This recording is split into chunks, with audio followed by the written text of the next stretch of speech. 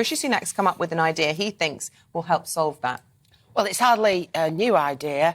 I remember being in Ireland 30 years ago, and I had to lend somebody 10 punts, as it was then, for the euro, to see a doctor because she had a horrible rash and she hadn't got any money.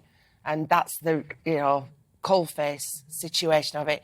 I do think there's a problem in how to persuade people not to squander what are now more than ever precious face-to-face appointments with GPs. Are so hard to get. I think in the area I live, it's still only 60-odd% of what it was before the COVID first lockdown.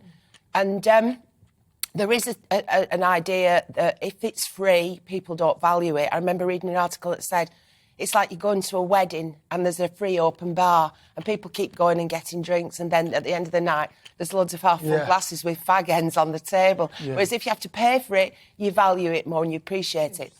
But how do you implement it? Because what happens with prescriptions, for example, if you're under 16, they're free.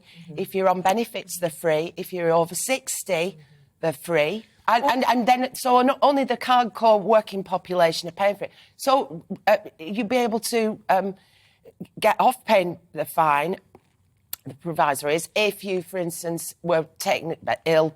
Well, this is the thing. If you're ill and you want to see the doctor, maybe you're not ill enough to actually get to the surgery. Yeah. So what happens then? There can be all sorts of mitigating circumstances where you wouldn't even have to pay this fine. How are they going to implement it? At a cost of £10? It's going to cost hundreds of pounds to chase people. Yeah.